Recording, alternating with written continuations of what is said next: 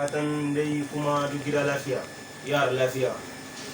To dalla ga wani dan bidiyo da ina son in yi zuwa ga 'yan Nijar, duk gaba ɗayan 'yan Nijar, da masu kuma kishin ƙasa, da waɗanda kuma sun kasan yadda lamari na duniya yake tahiya, da waɗanda sun kasan kuma abinda a cikin Nijar, da waɗanda sun kasan kuma wahalar da 'yan Nijar suke cikinta. Don akwai waɗansu ba su sanya da 'yan Nijar suke ci ba.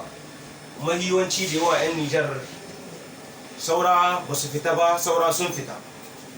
Saboda lamari wanda kun ka gane shi, mu 'yan Nijar wallahi muna cikin wani hali, ko ba gaskiya, wanda ake cewa na kunci na rayuwa da wahala da ta dame mu da talauci. Amma da Allah da Annabi, samari sha'ab, ina da magana da sha'ab mu 'yan jiha Abala Filinge, 'yan jiha Tilibiri, mu samari namu ya kamata a ce su tsaye da kansu, su nemi incin kansu, ko ba gaskiya ta Allah. Saboda mu muna cikin wata matsala guda, damuwa wadda muke dame da ita. Na farko kaga wajen mu dai babu kwanciyar hankali, na farko wajen mu babu tsaro, kyakkyawan tsaro, muna bukatar tsaro. Kuma na farko, don Allah dan Annabi, siyasa wagga da za a yi, don Allah dan Annabi ku zaba muna shugabanni na gari, waɗanda za su yi muna adalci, waɗanda sun kasan ciwon mu, waɗanda sun kasan darajar mu.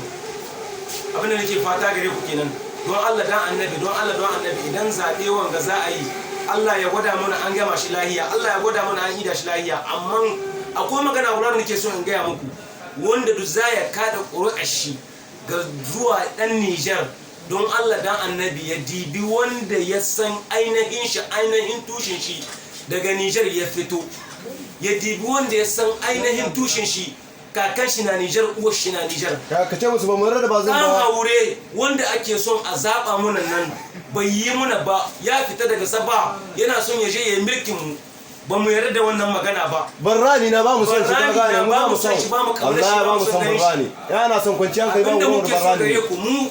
Mu 'yan Nijar, duk wanda za a ɗauka mana, in dai uwar shi Nijar take, uban shi Nijar yake, kakan shi Nijar yake, a zaba muna shi, kuma ya yi muna adalci. In fa babu magana adalci, dan yanzu kan mage ya waye, mage kanta ya waye, kun gane, kowa ya waye, ya sanya da tsari na duniya yake tafiya.